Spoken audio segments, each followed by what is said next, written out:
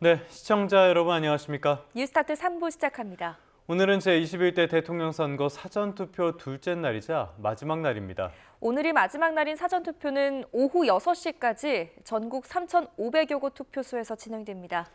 네, 현장으로 가보겠습니다. 김기수 기자, 지금 어디에 있습니까? 네, 대전 둔산 일동 사전투표소에 나와 있습니다. 네, 차상은 기자는 어디에 나가 있습니까? 네, 부산 남구청에 마련된 사전투표소에 나와 있습니다. 네, 그럼 먼저 대전부터 살펴보겠습니다. 투표가 시작된 지 이제 50분이 조금 넘었는데요. 분위기 어떻습니까? 네, 제가 이곳 사전투표소에 오전 6시쯤 도착을 했는데요. 문이 열리기 전부터 소중한 한 표를 행사하려는 유권자들이 긴 줄을 만들기도 했습니다. 지금은 다소 한산한 모습이지만 유권자들의 발걸음은 계속해서 이어지고 있는데요. 사전투표 첫날인 어제 대전의 사전투표율은 전국 평균보다 조금 낮은 18.71%로 집계됐습니다. 하지만 지난 20대 대선 첫날 사전투표율인 16.91%보다 더 높게 나타났습니다. 대전 시민들이 이번 대선에 얼마나 관심을 보였는지 엿볼 수 있습니다. 대전에선 모두 83곳의 사전투표소가 마련됐고 전체 유권자는 124만여 명입니다. 대전을 포함해 충청권은 역대 선거에서 캐스팅보트 역할을 해왔습니다. 지난 20대 대선에서 세종 지역을 제외하고 충청권의 선택을 받은 후보가 당선됐고 지난 19대 대선도 충청권에서 표심을 장악한 후보가 당선증을 거머쥐었습니다. 충청은 선거구도에서 진보나 보수 한쪽으로 쏠리지 않고 표심이 상당히 유동적인 대표적 경합지역으로 전국 판세를 가늠할 수 있는 민심의 바로미터로 평가받고 있습니다. 이 충청권 표심이 전체 판세에 영향을 미칠 수 있는 만큼 정치권 모두 승부처로 보고 유권자들에게 지지를 호소해왔습니다. 대전은 지난 22대 국회의원 선거에선 30.26%, 지난 20대 대선에선 36.56%의 사전투표율을 기록했는데요. 이번 대선 사전투표에서 지난 기록을 경신할 수 있을 때 또 충청권 민심은 어디로 향할지 주목됩니다. 네, 아직은 조금 이런 시각. 네, 잘 들었습니다. 김기수 기자는 잠시 기다려 주시고요. 이번에는 부산으로 가보겠습니다. 차상은 기자, 아침 시간이기는 하지만 투표하려는 시민들 많이 나왔습니까? 네, 아직은 조금 이른 시각이라 투표소는 다소 한산한 모습을 보이고 있습니다. 이 투표로 하루를 시작하려는 사람들의 발걸음이 많지는 않지만 꾸준히 이어지고는 있습니다. 부산에서는 제가 나와 있는 곳을 포함한 사전투표소 206곳에서 투표가 순조롭게 진행 중입니다. 사전투표 첫날인 어제 투표율은 17.21%를 기록했습니다. 전국 평균보다는 다소 낮지만 역대 선거에서 집계된 부산 지역 사전투표 첫날 중에서는 가장 높은 수치인데요. 이번 대선에 대한 관심이 그만큼 뜨겁다는 해석이 나오고 있습니다. 출근길이나 점심시간을 이용해 투표하는 경우가 많았고 일과 중에 잠시 시간을 내서 사전투표장을 찾는 유권자도 적지 않았습니다. 이번 대선의 부산 지역 유권자는 286만 명 정도인데 지난 대선 때보다 5만 6천 명가량 줄었습니다. 부산은 보수 민심이 강한 곳으로 분류되는 곳이지만 선거에 따라 진보정당 후보를 선택하는 경우도 종종 있었습니다. 비상계엄 사태에 따른 대통령 탄핵으로 치러지는 이번 선거에서 부산 지역 유권자들이 어떤 선택을 할지 관심이 쏠리는 배경이기도 합니다. 아직 누구를 선택할지 결정하지 못한 분들은 후보들의 공약을 잘 살펴보면 도움이 될 것으로 보입니다.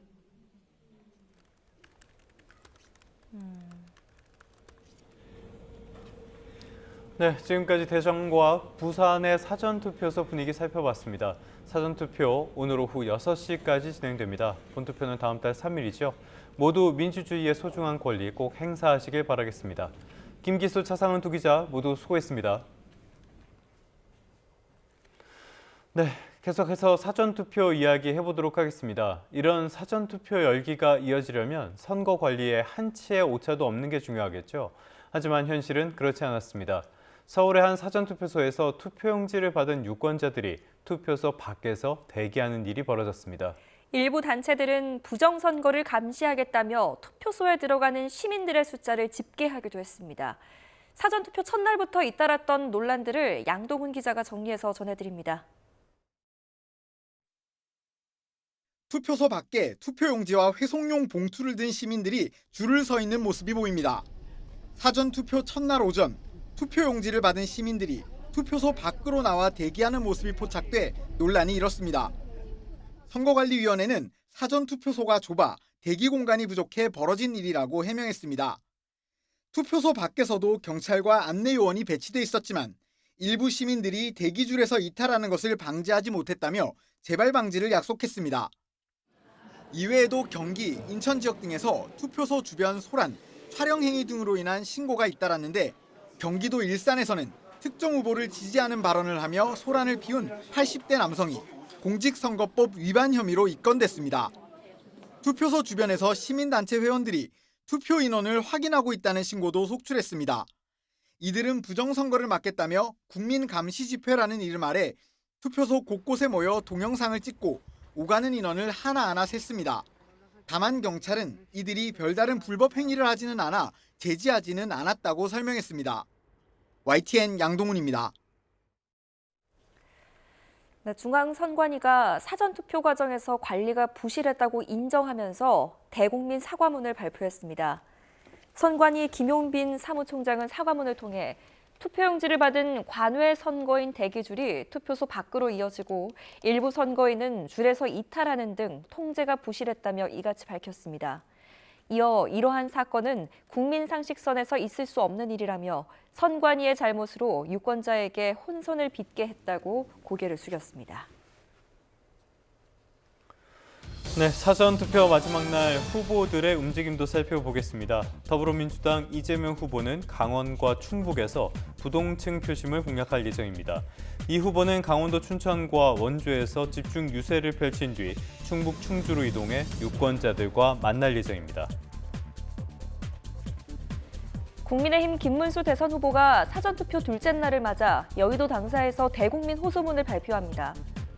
이후 선거운동 종료일까지 귀가하지 않고 전국을 순회하는 이른바 90시간 외박 유세를 하는데 먼저 경기 가평과 이천, 여주 등 수도권을 돕니다. 개혁신당 이준석 후보도 수도권에 오늘도 머물면서 직장인과 대학생 표심 공략을 이어갑니다. 이준석 후보는 서울 대흥동 경의선 숲길에서 대한민국 직장인 파이팅을 주제로 산책 유세를 벌인 뒤 젊은 층이 많은 대학가 주변을 돌면서 지지를 호소할 예정입니다.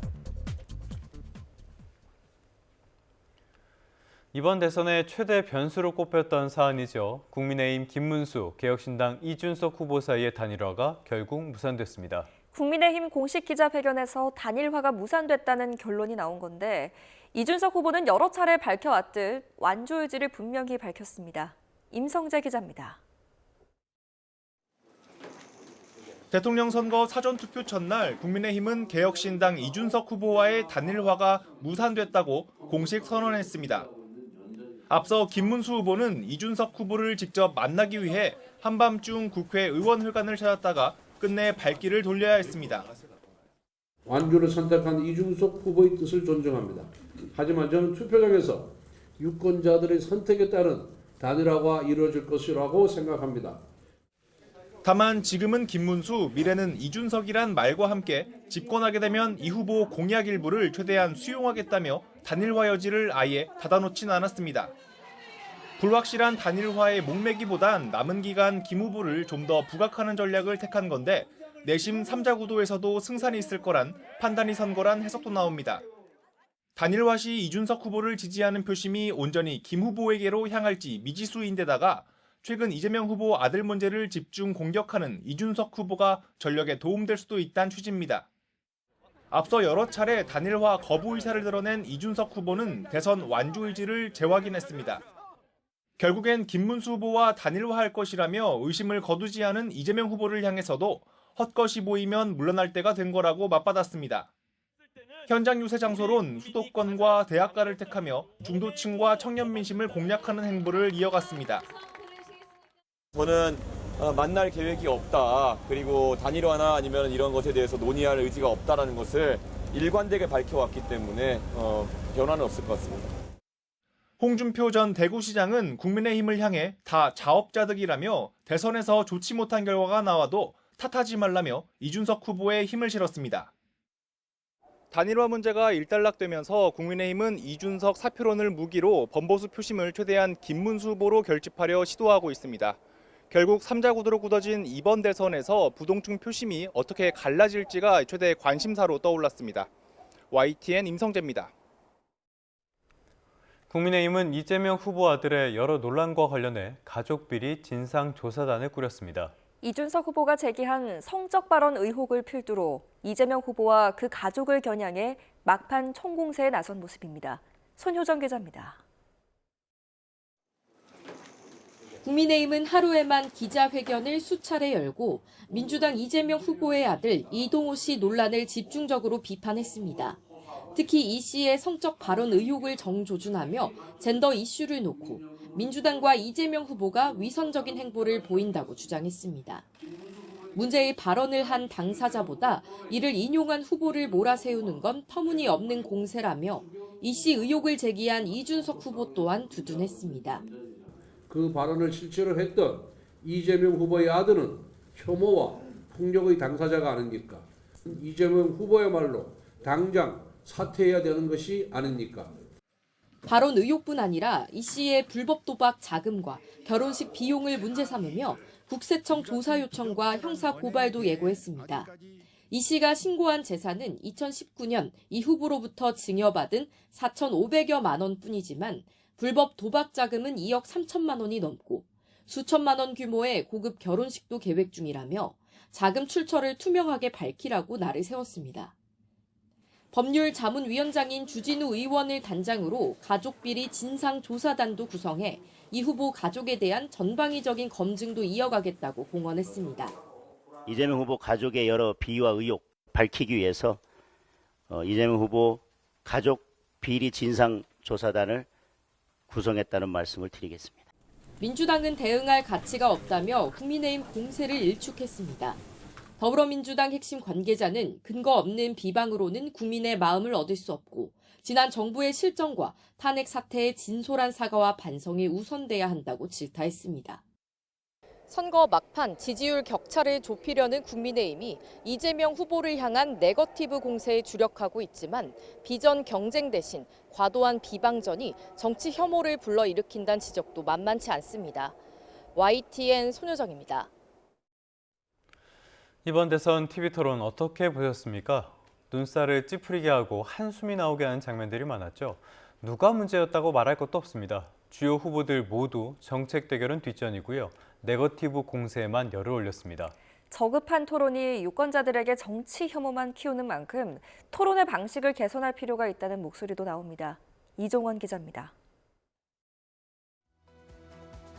국민의힘 김문수 후보의 모두 발언. 범죄자가 자기를 방탄하기 위해서 독재를 하는 방탄 독재는 처음 들어봅니다. 정치 분야 토론 자리였지만 마무리 발언까지도 더불어민주당 이재명 후보 저격으로 채웠습니다. 이재명 후보의 법인카드 비리를 폭로한 뒤에 지옥에서 살고 있다고 합니다. 상대 후보 헐뜯기에선 이재명 후보도 밀리지 않았습니다. 그 부정자금 받은 걸로 그 캠프에 있는 아주 가까운 사람 다 처벌받았죠. 그렇죠. 그의 받은 부정해서 수급한 정치자금이 4억이 넘던데. 정점은 개혁신당 이준석 후보가 찍었습니다. 이재명 후보 아들이 과거에 작성한 것으로 추정되는 댓글을 저격하겠다며 여성 혐오 욕설을 직접 옮겨 파문을 일으켰습니다. 그것은 그런 언행이 만약에 사실이라고 한다면은 그것은 충분히 검증이 필요한 사안이다 이렇게 보고 있습니다. 이번 대선 후보자 TV 토론은 경제와 사회, 정치 분야로 나뉘어 3차례 모두 6시간 동안 진행됐습니다. 그러나 위기에 빠진 대한민국을 구해낼 비전을 듣긴 쉽지 않았습니다. 간혹 정책적 질문이 나올 때면 두루뭉술한 답변이 이어졌고 네거티브 공세와 휘발성 이슈가 그 자리를 대신했습니다. 제가 변호사인데 이 대선 후보 토론장에 나와 있는 것 같지 않고 마치 법정에 서 있는 느낌이에요. 토론 진행 방식에 변화가 필요하다는 목소리가 나오는 이유로 먼저 사회자가 적극적으로 토론에 개입하는 방안이 거론됩니다. 엉뚱한 답변을 하거나 주제와 무관한 인신공격 발언이 이어질 경우 이를 제지할 수 있도록 권한을 주자는 겁니다. 또 토론 형식을 1대1 토론 위주로 개편해 깊이 있는 토론을 유도하거나 선거일이 임박할수록 네거티브 공방이 과열되는 만큼 토론 개최 시점을 앞당기는 방안 등도 대안으로 제시되고 있습니다. YTN 이종원입니다. 다음 소식입니다. 신경전을 벌이던 트럼프 그리고 제롬 파월 연방준비제도 의장이 만났습니다. 트럼프가 거듭 금리 인하를 압박했는데요. 입장 차이만 확인했습니다. 이런 가운데 관세로 미국 경제 지표는 나빠지고 노동시장마저 흔들리고 있습니다. 뉴욕에서 이승윤 특파원입니다. 트럼프 대통령이 미국의 중앙은행격인 연방준비제도의 제롬 파월 의장과 만났습니다. 너무 늦은 파월이라며 연준의 금리 인하를 압박해왔던 트럼프는 바로 포문을 열었습니다. The president did say that he believes the Fed chair is making a mistake by not lowering interest rates. 파월은 고용 극대화와 물가 안정을 위한 통화 정책 결정은 정치적인 고려 없이 객관적인 분석을 바탕으로 내릴 것이라며 대립각을 세웠습니다. We'll continue to determine the appropriate stance of monetary policy based on the incoming data, the outlook, and the balance of risks. 연준이 관세로 인한 경기 침체에 우려를 표명한 가운데 미국의 민간 지출 증가율은 2.5%로 하향 조정돼 2년 만에 최저로 떨어졌습니다. 이는 1분기 미국 경제가 빠르게 위축되고 있음을 의미한다는 분석이 나오고 있습니다. 특히 그동안 탄탄했던 미국 노동시장도 흔들리는 조짐을 보이고 있습니다. 지난주 신규 실업수당 청구 건수는 24만 건으로 한 주 전보다 14,000건 늘어 전망치를 훌쩍 넘어섰습니다. 더 심각한 건 2주 이상 실업수당을 청구한 계속 실업수당 청구 건수가 191만 9천 건으로 3년 반 만에 최대로 늘어났다는 점. 미국의 계속 실업수당 청구가 늘어난 건 노동시장 회복력 약화와 기업의 고용 회피를 의미하는 만큼 소비 감소와 경기 침체로 이어질 가능성이 크다는 분석이 나오고 있습니다. 뉴욕에서 YTN 이승윤입니다. 현대차가 미국에서 판매 중인 모든 차종의 가격을 소폭 올리기 위해서 준비 중이라는 보도가 나왔습니다. 블룸버그는 보도를 통해 현대차의 이런 움직임이 미국 트럼프 행정부의 관세 영향을 완화하려는 시도라고 전했는데요. 현대차는 관세와 무관하게 시장 상황을 반영하는 정기 검토 차원일 뿐이라고 해명했습니다. 하버드대의 유학생 등록을 차단하려는 트럼프 행정부의 시도가 법원에 의해서 또 가로막혔습니다. 하지만 국무부가 유학생 비자 인터뷰를 일시 중단하면서 비자 발급 차질은 현실화하고 있습니다. 워싱턴 권종규 특파원입니다. 하버드대 졸업식 연단에 앨런 가버 총장이 서자 1분 넘게 기립박수가 이어졌습니다. 유학생 명단 제출 요구 등 트럼프 행정부 압박에 굴복하지 않은 데 대한 지지의 표시입니다. Around the world just as it should be. 하버드대 졸업식 곳곳에선 트럼프의 외국인 학생 탄압에 대한 항의의 목소리가 터져나왔습니다. We as international students in Harvard in the US, we are not enemies of the US. We don't hate the US. If we are here, it's because we admire this country. 이런 가운데 법원은 한 달 뒤 하버드의 외국인 학생 등록 인증을 취소하겠다는 트럼프 행정부에 거듭 제동을 걸었습니다. 법원의 본안 판결이 나올 때까지 유학생을 받을 수 있도록 가처분을 인용한 겁니다. 하지만 전 세계 미국 공관에서 유학생 비자 인터뷰는 이미 차질을 빚고 있습니다. 유학생을 대상으로 한 SNS 검증 시스템이 마련될 때까지 인터뷰를 일시 중단하라는 국무부의 지시 때문입니다.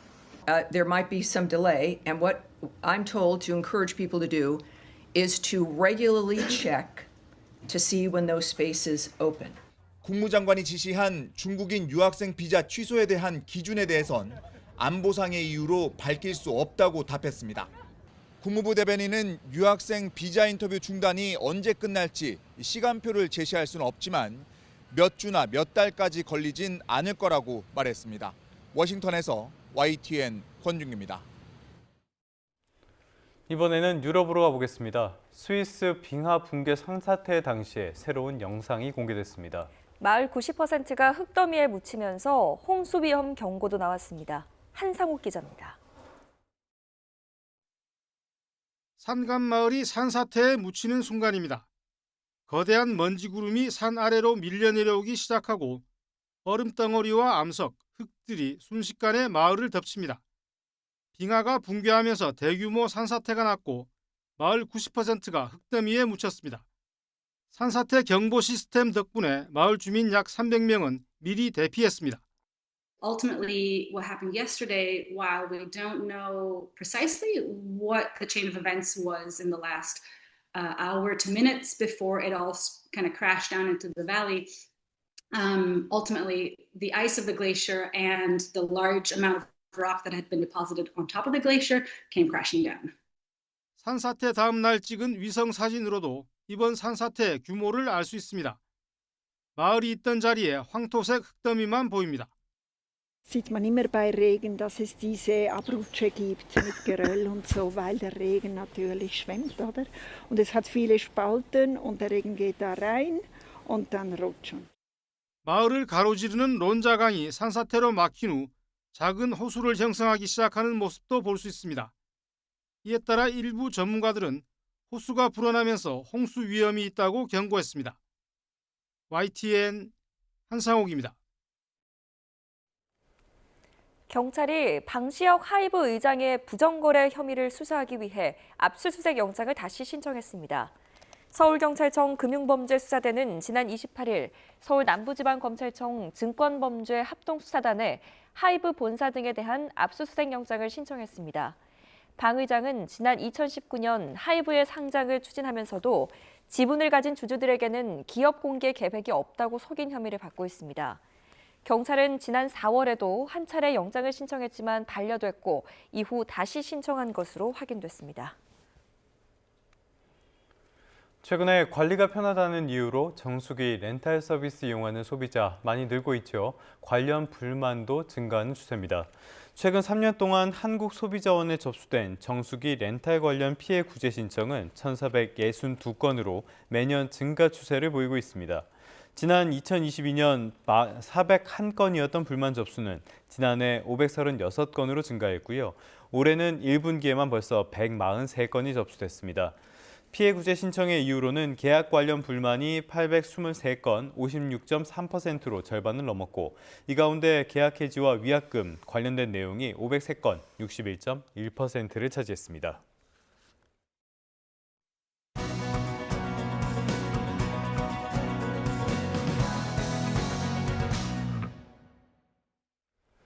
법원이 트럼프 관세 정책에 제동을 걸면서 상황이 나아질까 했는데요. 불확실성은 여전히 조금 더 개선되지 않은 분위기입니다. 이런 불확실성은 우리 경제도 짓누르고 있습니다.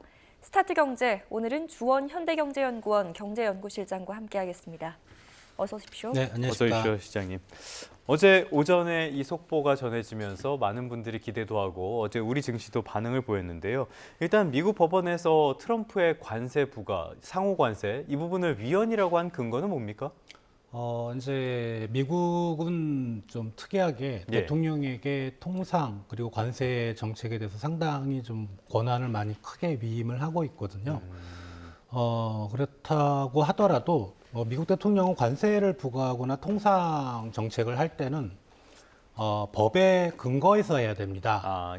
우리 이제 철강이나 자동차에 대해서 25% 관세를 매겼던 거는 이제 무역확장법 232조라는 법에 근거한 거고요. 그리고 중국에 대해서 과거에 관세를 매겼던 거는 슈퍼 301조. 그러니까 품목에 대해서는 232조, 국가에 대해서는 슈퍼 301조 이렇게 근거해서 할 수 있는데 요번에 이제 상호 관세를 매겼던 게 있잖아요.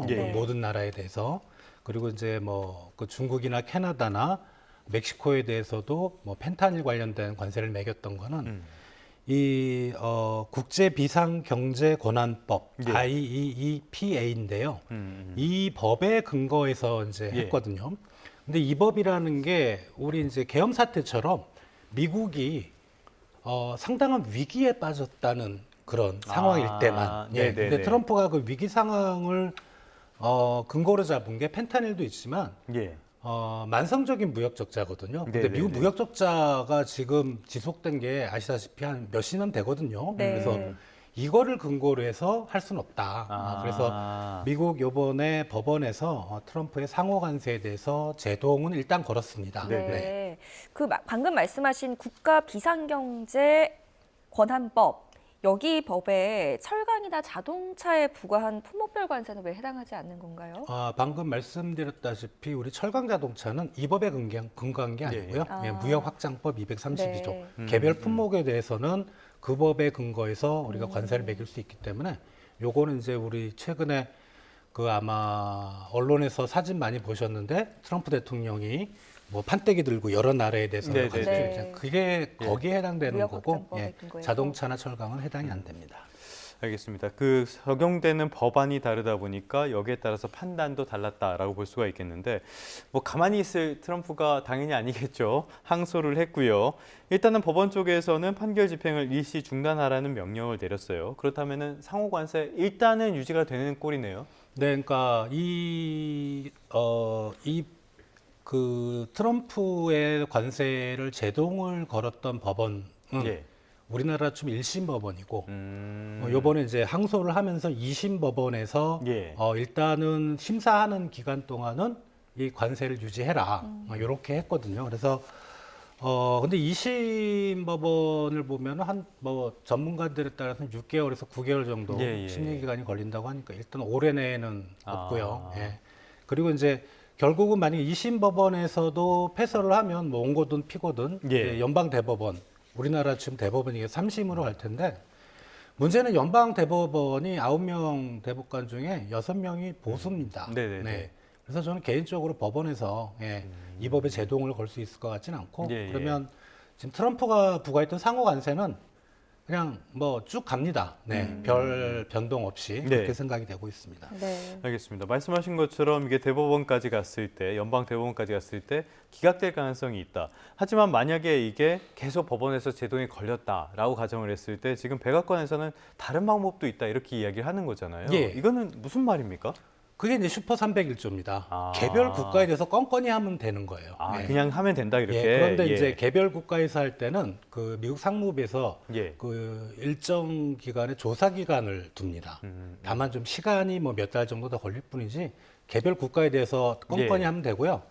다만 이제 그게 수십 개국이니까 USTR 미국 상무부 밑에 우리나라 지금 통상교섭본부 정도 되는데 거기서는 조사를 할 텐데. 직원이 100명이 좀 안 돼요.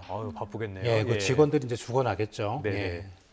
뭐 이제 어떤 방법이든 강구하겠다 이런 입장이긴 하지만 어찌됐건 이 법원의 판결로 트럼프 대통령의 상호 관세 부과 정당성이 약해진 건 마찬가지라고 봐도 되겠습니까? 그 틈을 타서 이제 중국에서 아마 기억으로 상무부 대변인인가 바로 이제 나왔죠. 그런데 그거는 이제 좀 헛다리를 짚은 거고요. 전혀 약화되지 않을 겁니다. 제가 보기에는. 이거 상호 관세는 어떻게 보면 트럼프 정체성의 문제이기 때문에 계속 밀고 나갈 걸로 생각이 됩니다. 알겠습니다. 어찌됐든 간에 트럼프의 관세 정책은 계속 이어질 수밖에 없는 상황이 될 것 같고요. 하긴 이렇게 아무런 소득도 없는 상태에서 뒤로 물러설 수만은 없으니까요. 뉴욕에서 타코라는 말도 나오는 상황에서. 그래서 증시의 반응도 보면 그냥 좋다 말았다 약간 이런 반응인 것 같아요. 어떻게 보였습니까? 지금 미국 뉴욕 증시가 이제 상호 관세에 대해서 1심 법원에서 제동을 거니까 올랐다가 우리 2심 법원에서 바로 이제 심리 기간 중에는 상호 관세를 유지해라 그러니까 또 상승폭을 다 마감을 했거든요. 여전히 이제 미국 주식시장은 트럼프가 좌지우지하는 것 같아요. 그래서 뭐 타코 말씀하셨는데 이제 트럼프 always chickens out이라 그래서 트럼프는 항상 치킨이란 건 겁쟁이거든요. 닭이 겁나서 꽁무니를 뺀다 이런 건데 이게 뭔 말이냐면 트럼프가 어떤 얘기를 했는데 관세를 엄청 부과했을 때 이제 미국 증시가 폭락을 하잖아요. 그때 주식을 사라 이런 말이에요. 왜냐하면 며칠 있다가 트럼프가 철회를 할 테니까 그때 주가가 올라가잖아요. 그래서 트럼프가 여전히 주식시장을 좀 좌지우지하는 것 같고 이런 어떤 금융시장이나 어떤 관세 정책의 불확실성은 계속될 거라고 생각이 됩니다.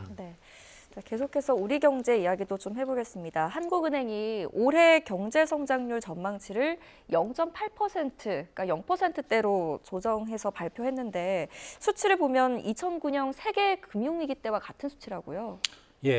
지금 1960년 이후로 올해까지 66년 동안 연간 경제 성장률 우리나라 걸 보면 올해 만약에 이제 한국은행이 0.8, KDI도 0.8, 저희가 0.7인데 이게 현실화가 되면 네 번째입니다. 밑에서.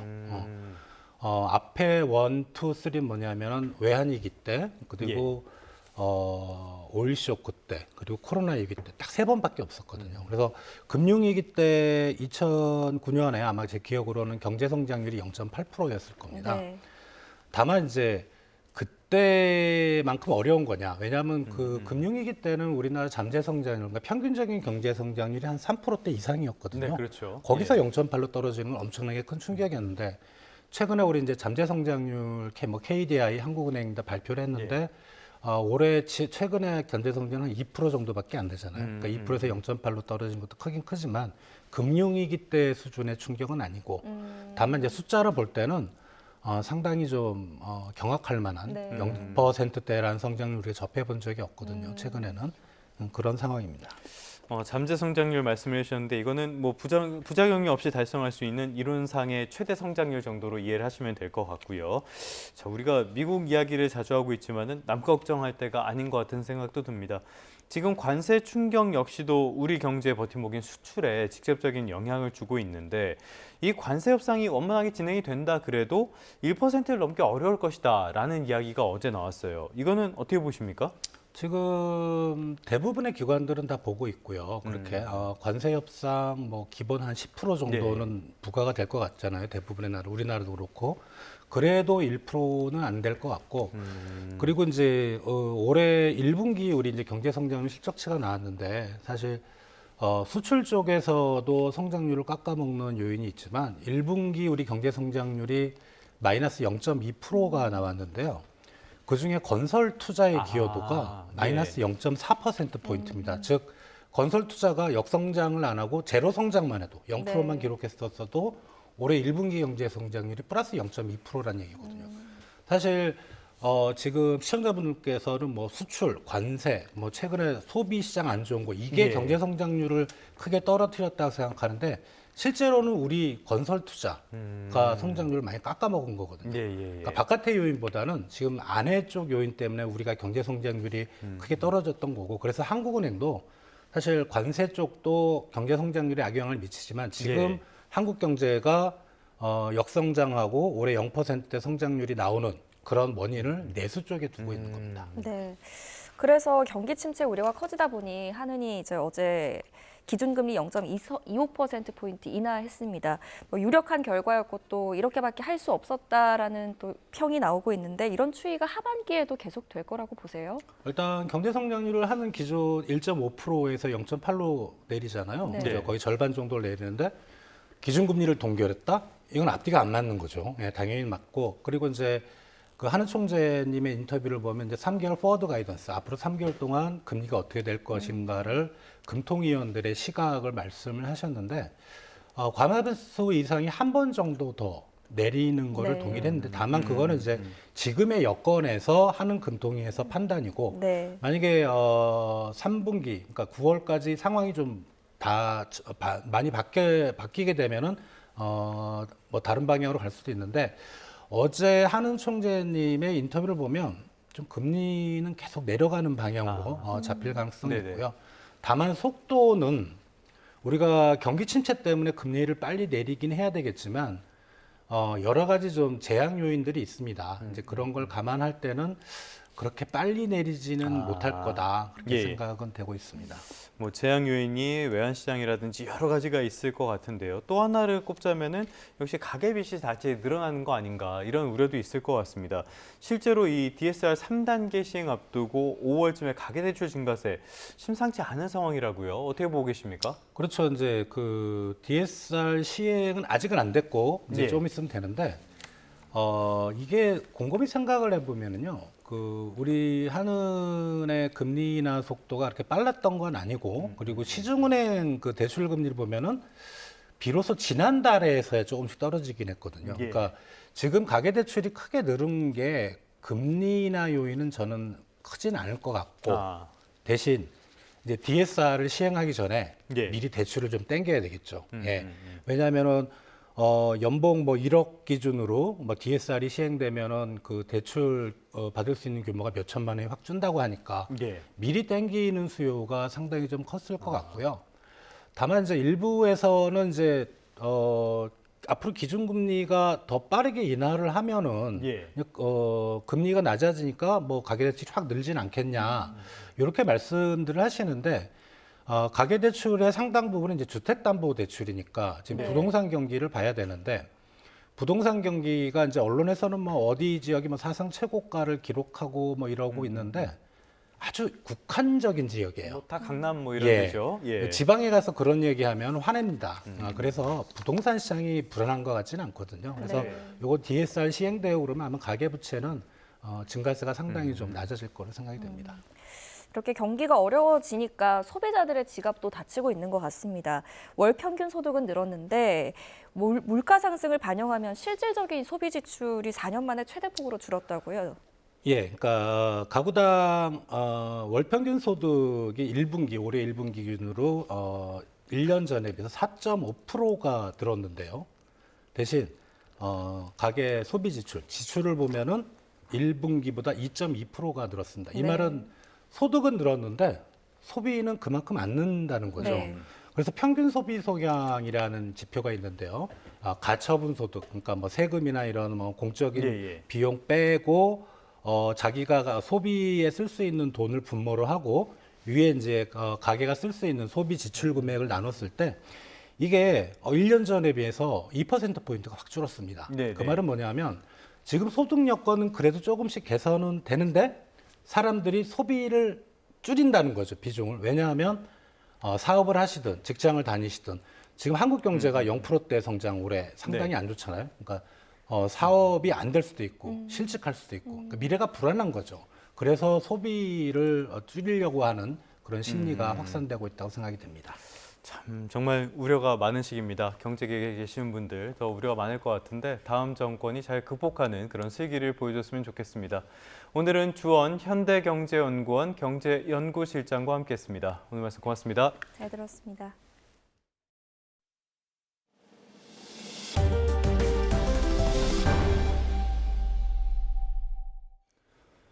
다음 소식입니다. 앞으로 5년 동안 지구의 온도 상승폭이 기후 재앙의 최대 마지노선인 이 도시를 초과할 수 있다는 전망이 나왔습니다. WMO 세계 기상기구의 분석인데요. 가까운 미래에 최악의 가능성을 제시하는 건 이번이 처음입니다. 정혜윤 기자입니다. 사람 체온을 크게 웃도는 극한 폭염과 최장기간 이어진 열대야, 무려 16차례나 이어진 시간당 100mm 이상의 물폭탄. 지난 2024년 우리가 겪은 이해하기 힘든 기상이변입니다. 그런데 이보다 더 심한 이상 기후 현상이 앞으로 5년 내 또다시 나타날 수도 있다는 분석이 나왔습니다. WMO 세계기상기구는 지난 28일 지난해 지구 연평균 기온이 사상 처음으로 1.5도를 돌파한 가운데 앞으로 5년 내 산업화 이전보다 한 해 기온 상승폭이 2도 이상을 기록할 확률이 적어도 1% 수준으로 존재한다고 밝혔습니다. 또 1.5도를 초과하는 해가 나타날 확률은 86% 수준으로 높다고 분석했습니다. 지속적이진 않지만 앞으로 몇 년간 온난화가 더 유지되며 위기 상황이 올 수 있다고 우려한 건데 가까운 미래에 지구 기온 상승폭의 최대 마지노선인 2도마저 뚫릴 수 있는 상황이 제시된 건 이번이 처음입니다. 기후학자들은 지구 기온 상승이 2도를 넘으면 경험하지 못한 심각한 기후 재앙을 맞을 것으로 예상하고 있습니다. 이미 1.5도 한계선만 진입해도 곳곳에서 위험 기상이 나타나고 있잖아요. 아직 한계선이 지속적으로 뚫리는 건 아니지만 일시적으로 넘더라도 위험 기상들이 나타날 수 있습니다. 이 가운데 앞으로 5년 내 전 지구 기온이 역대 최고를 기록한 지난해를 뛰어넘을 가능성도 80%나 된다고 밝혔습니다. 앞으로 5년 평균 기온이 과거 60년보다 높을 확률이 전 지구와 동아시아는 100%, 우리나라는 98.9%로 높게 나타났습니다. 기상청 근미래 기후 예측 시스템 예측 결과에 따르면 향후 5년 평균 기온은 과거 60년 평균보다 전 지구는 1.07도씩 높을 것으로 동아시아와 우리나라는 각각 1.5도씩 1.68도씩 높을 것으로 예측하였습니다.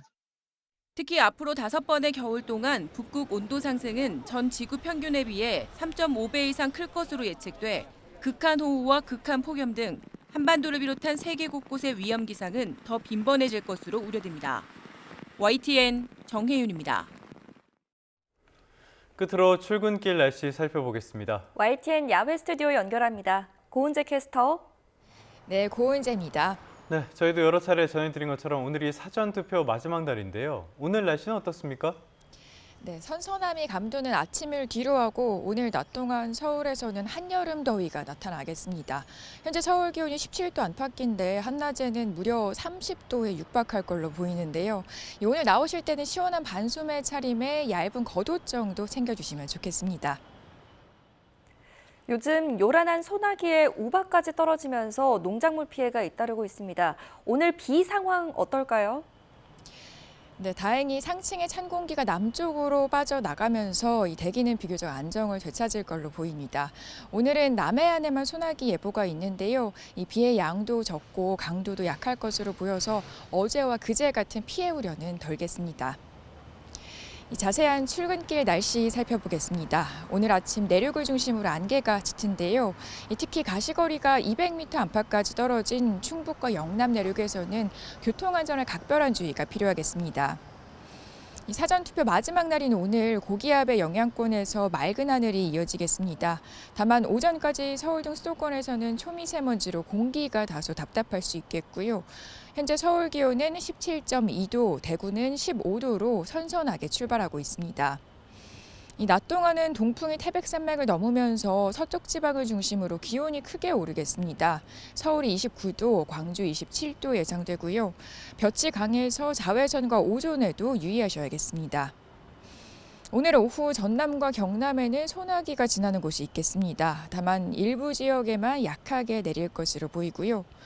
다음 주 월요일과 선거 당일인 화요일에는 한반도 남쪽으로 저기압이 지나가면서 남해안과 제주도를 중심으로 비가 내릴 전망입니다. 서울은 오늘 낮부터 마치 7월처럼 더운 가운데 주말과 휴일에는 그 밖의 내륙에서도 점차 30도 안팎의 더위가 나타나겠습니다. 야외 활동하신다면 수분 보충에 신경 써주셔야겠습니다. 지금까지 서울 상암동에서 YTN 고은재입니다. 네, 5월 30일 YTN 뉴스타트 모두 마무리하겠습니다. 오늘도 저희와 함께 해주셔서 고맙습니다.